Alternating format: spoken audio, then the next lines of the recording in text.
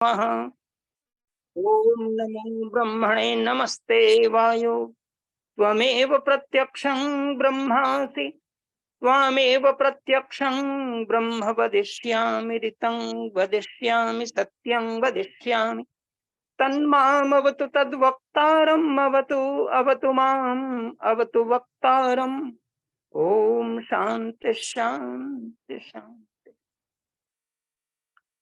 भारत को समझो अभियान के अंतर्गत चल रहे आर्यों का महाकुंभ, जो निरंतर विगत 2.5-3 वर्षों से अनवरत चलते हुए कार्यक्रम के सम्मान्य संचालक आदरणीय मित्रवर आर्यरत्न लखनलाल जी आर्य और आज के मुख्य वक्ता हमारे आदरणीय आचार्य लोकेंद्र जी, और इसके साथ ही साथ हमारे मुनिवर आर्य समाज महरौनी के प्रधान पुरुषोत्तम वानप्रस्थी जी, और इसके साथ ही साथ समस्त मातृशक्ति बहनें एवं धर्म प्रेमी सज्जनों।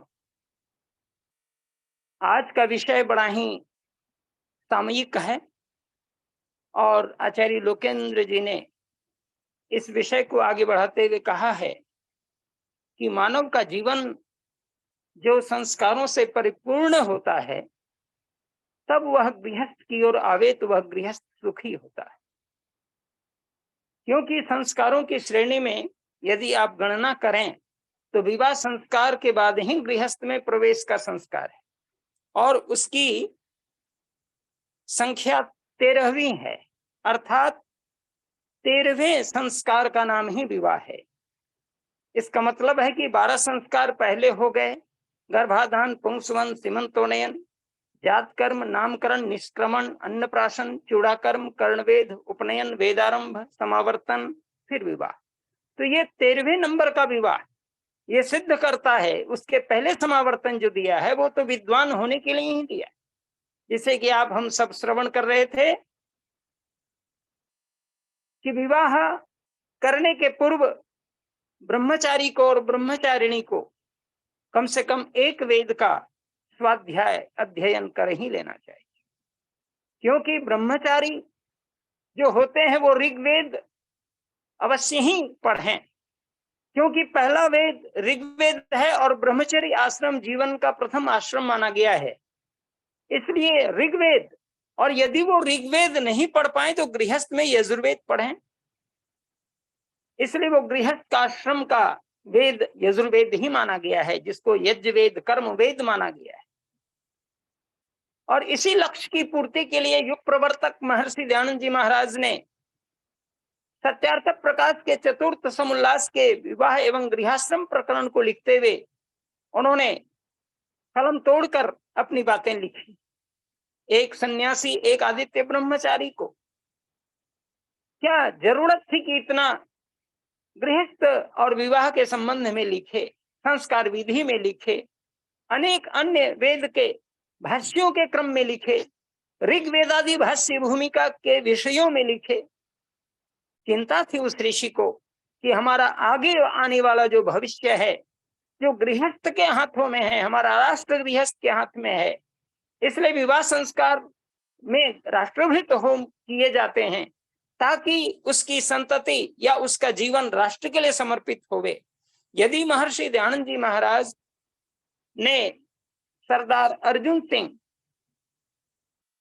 को यज्ञोपवीत न दिए होते तो आज वे आर्य समाजी नहीं होते, कट्टर वैदिक नहीं होते, नित्य यज्ञ करने वाले नहीं होते। और उनका पुत्र किशन सिंह, अजीत सिंह और स्वर्ण सिंह, ये 3 जो उनके पुत्र हैं, उसमें सरदार किशन सिंह के पुत्र सरदार भगत सिंह, जिसकी आज जयंती है, कोटि कोटि उन्हें नमन है। जो भगत सिंह कभी दादाजी और पिताजी किशन सिंह जब खेतों में हल चला रहे थे, उस समय देखिए वो बालक ही बता देता है कि आगे क्या होना है। और जब वो जा रहे थे मकई की या बाजरे उसमें डालते जा रहे थे, और उस समय पीछे पीछे चलता हुआ भगत सिंह भी कुछ डालते हुए जाने की बात कर रहा है। दादाजी से पूछ रहा है कि आप क्या कर रहे हैं दादाजी? का मैं बीज बपन कर रहा हूं। तो ये बीज क्या होंगे? ये बीज जो है एक से फिर अनेक हो जाएंगे। तो उनका पौत्र कहता है कि मैं बंदूक बो रहा हूं और बंदूक भी एक से अनेक होंगे, फिर मैं अंग्रेजों को भगाऊंगा। ये जो संकल्प बच्चे में देखा गया है, ये योग्य गृहस्थ के योग्य पुत्र या पौत्र का प्रसंग आता है। निसंदेह स्वामी दयानंद जी महाराज ने इस गृहस्थ प्रकरण को लिखते हुए एक महान उपकार का काम किया है। लेकिन दुर्भाग्य है कि आज गृहस्थ भोग विलास में तो अत्यधिक पड़ा ही हुआ है, और पढ़ना भी चाहिए क्योंकि ये भोग विलास का आश्रम है, लेकिन इतना अधिक नहीं कि हम त्याग को भूल जाएं। वेद कहता है ईशावास्यमिदं सर्वं यत्किंच जगत्याम जगत तेन त्यक्तेन भुंजीथा माग्रधः कसस्विद्धनम। कण कण में ईश्वर का वास है, और त्याग पूर्वक जब हम जीवन जिएंगे, क्योंकि यह जीवन अंत तक हमारे साथ क्या देगा, हमें तो छोड़ना ही होगा चूल्हा। हमारे अंदर जो आत्मा है, जो चेतन है और जो अविनाशी है, जिसको अग्नि नहीं जला सकती, हवा सुखा नहीं सकती, शस्त्र काट नहीं सकते और जल गीला नहीं कर सकता, जिसको नैनं छिन्दन्ति शस्त्राणि नैनं दहति पावकः न चैनं क्लेदयन्ति आपो न शोषयति मारुतः। ऐसा जो कृष्ण का वचन है, महर्षि वेदव्यास ने गीता के अंदर और महाभारत के अंदर इस पंक्ति को उद्धृत किया है। निसंदेह यह ज्ञान गृहस्थ को हो जाता है, और गृहस्थ यदि इस ज्ञान को प्राप्त कर लेते हैं तो वो वानप्रस्थ आश्रम को सुखी सुखी प्राप्त कर सकते हैं और उसमें वो गति करते हैं।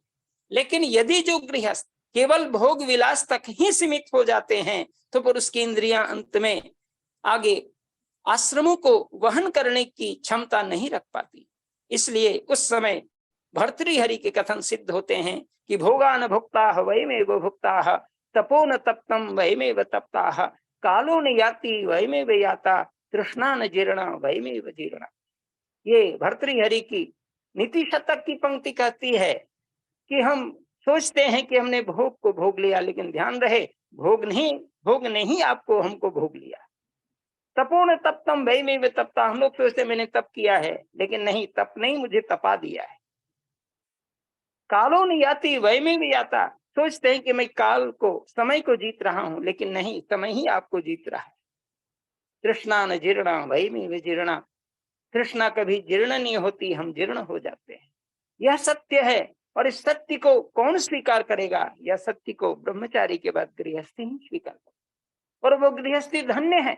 इतना महान आश्रम जिसमें सभी आश्रम आश्रित होते हैं, ब्रह्मचारी, वानप्रस्थी और सन्यासी, तीनों आश्रम जहां आश्रय पाते हैं, इतना उदार चित्त का आश्रम है, जहां पर हम राष्ट्र की समृद्धि की बात करते हैं, जहां पर हम अपनी संतान को योग्य बनाने की बात करते हैं, जहां पर मातृमान पितृमान आचार्यवान पुरुषो वेद, इस सतत वचन को सिद्ध करने की बात करते हैं, जहां पर माता संतान को प्राप्त होती है, जो माता प्रशस्ता धार्मिकी माता सो मातृमान, जो बालक के की माता यदि वो प्रशस्त अर्थात ज्ञानवती धार्मिक हैं, तो वह बड़ा ही भाग्यवान संतान है, और निश्चित रूप से वह मातृमान है। जो पिता धार्मिक और विद्वान हो, वह पुत्र भी बड़ा ही भाग्यवान है, क्योंकि वह पितृमान है।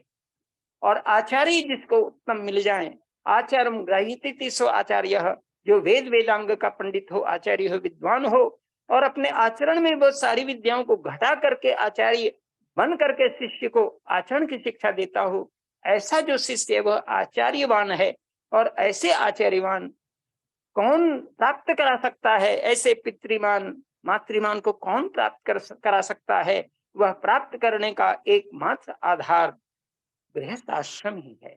इसलिए गृहस्थ आश्रम अपने आप में ऐसा आश्रम, उसी प्रकार का जैसे सभी नदी नद के जल एक सागर में मिल करके एकाकार को प्राप्त हो जाते हैं, ठीक उसी प्रकार तीन आश्रमों के तीनों लोग, तीनों प्रकार के आश्रम के लोग वहीं प्राण पाते हैं। इसलिए इस महान आश्रम को ऐसी महानता प्राप्त करनी है जिससे कि हम योगी साधक और महात्मा की भांति इस आश्रम को त्याग पूर्वक भोग करेंगे तो निश्चित रूप से हम राजा जनक की तरह विदेह कहलाएंगे। उसी तरह जैसे राजा दशरथ ने चतुर्थ पन में भी जब उनको पुत्र की इच्छा हुई, क्योंकि वो 1 2 3 ये 3 रानियों 3 पत्नियों को करते हुए ये अभिलाषा कर ली कि हम वंश को कैसे संचालित करेंगे, कोई पुत्र न पुत्रियां हैं, कैसे क्या होगा। उस समय श्रृंग ऋषि ने पुत्रेष्ट यज्ञ करवाया था, सभी जानते हैं। और पुत्रेष्ट यज्ञ का फल हुआ कि तीनों रानियों को 4 पुत्र, अर्थात प्रथम रानी को 1, द्वितीय को 1 और तृतीय को 2 पुत्र प्राप्त हुए। और कुल मिलाकर 4 पुत्र राम लक्ष्मण भरत शत्रुघ्न, ये चारों आश्रम हमारी संस्कृति के ऐसे धरोहर बन गए। वो गृहस्थ आश्रम को आप देखिए, जिस प्रकार राजा दशरथ एक आदर्श राजा हुए और उनकी तीनों पत्नियां जो आदर्श मातृ और आदर्श जो हमारी मातृत्व शक्ति का जो संपन्नता है उसको धारण करते हुए किस प्रकार वो आचरण में लाई कि उनके कोख से राम जैसा पुत्र प्राप्त हुआ, लक्ष्मण जैसा पुत्र प्राप्त हुआ, भरत और शत्रुघ्न जैसा पुत्र प्राप्त हुआ, जिसको आज भी हम 9.5 लाख वर्ष पहले गुजरने के बाद भी हम उनको स्मरण करते हैं। वसुदेव और कृष्ण का जीवन देखिए, वसुदेव और देवकी जिन्हें अपने को इतना निर्मित कर दिया कि उसकी कोख से 8वीं संतान पैदा हो गई, जिसका नाम योगीराज कृष्ण है।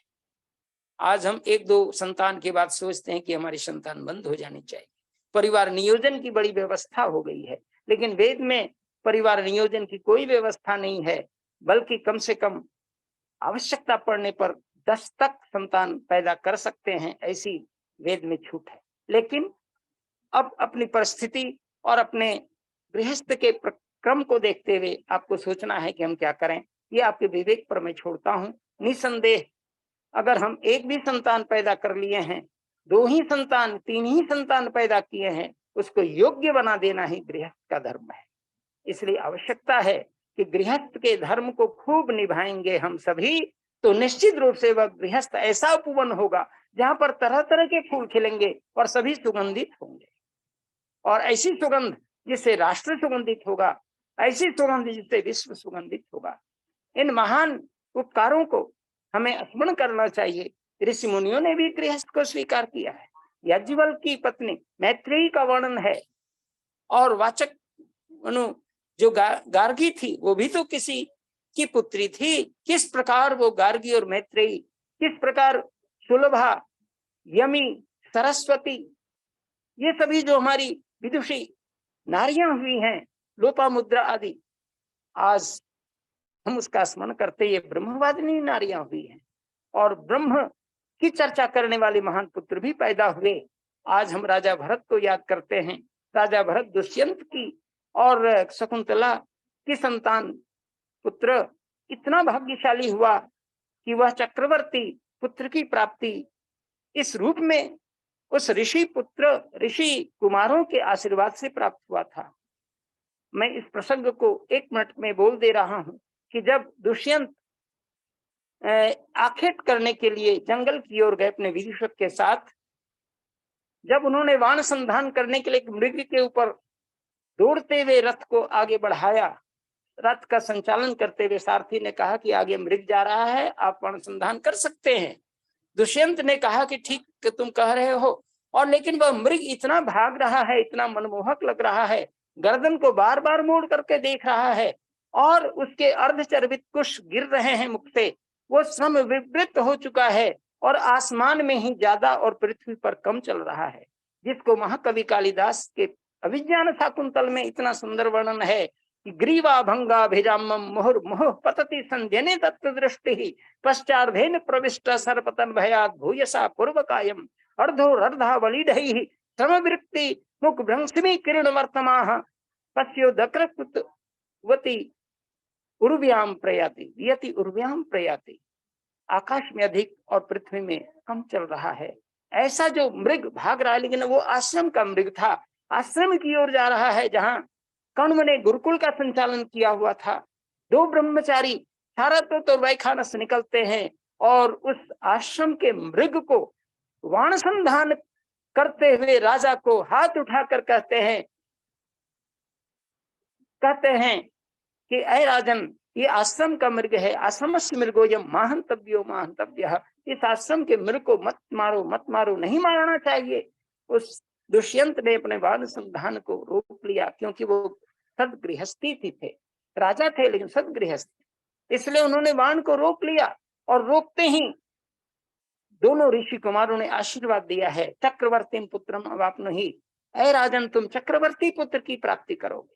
निसंदेह यह उपहार मिला उनको, आशीर्वाद मिला, और वहीं पर शकुंतला से उन्हें भेंट होती है। फिर विवाह होता है, और विवाह के प्रसंग में इतना कुछ कहना अब समय नहीं है, लेकिन आप हम सभी जाने कि जैसा योग्य वर वैसा ही योग्य उनकी पत्नी मिली। जैसा आर्यमन वाला जिसको दुष्यंत कहा गया है, जिसमें महाकवि कालिदास ने तो इतनी कलम तोड़ दी है लिखते हुए, पढ़ता हूं तो दिल खुश हो जाता है। असंशयं छत्र परिग्रह क्षमा यदार्यमस्याम अभिलाषे में मनः सतांग ही पदेषु वस्तुषु संगीतेषु प्रमाणमंतः कर्ण प्रवृत्तयः। मेरा जो अंतःकरण है इस बालिका के प्रति स्नेह से आकृष्ट हो रहा है। निसंदेह मेरा आर्यमन इस कन्या को विवाह करने के लिए मन में आ रहा है। निसंदेह यह आर्यमन क्यों गया, इस प्रकार का संदेह उत्पन्न करते हुए कहते हैं कि सतांग ही संदेह से प्रदेश वस्तुसु प्रमाण मंतः कर्ण प्रवृत्तयः। अंतःकरण की जो प्रवृत्तियां होती हैं यही मन को दिखला देता है, दर्शा देता है कि आप क्या सोच रहे होते हैं। तो ये जो आर्य परंपरा की धारणा है, वहां पर विवाह संस्कार भी हो जाता है गांधर्व विधि से, फिर बाद में वैदिक रीति से हुआ है। और उसके बाद फिर वो किस प्रकार वो जा रही है, लंबा प्रसंग है, लेकिन इतना जान लीजिए कि शकुंतला की प्राप्ति होती, जिसका नाम भरत है। उस भरत से आज भारतवर्ष और वह आचार्य जी 10 मिनट का समय हो चुका है, मुनि जी का समय रह गया है। मैं अपनी वाणी को विराम करता हूँ। और इस प्रकार भारतवर्ष को हम सभी याद करें, ये गृहस्थ आश्रम का मुख्य उद्देश्य पूर्ण हुआ है। निसंदेह इन्हीं शब्दों के साथ, मैं थोड़ा लंबा भूल गया लगता है, इन्हीं शब्दों के साथ मैं अपनी वाणी को विराम देता हूँ और अधिक समय के लिए क्षमा प्रार्थी हूँ। ओम शांति शांति।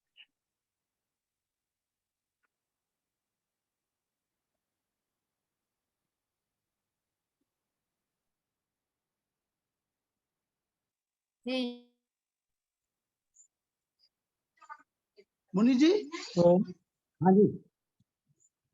ओम तन्नो मित्रा तन्नो भवत्यरेमा तन्न इंद्रो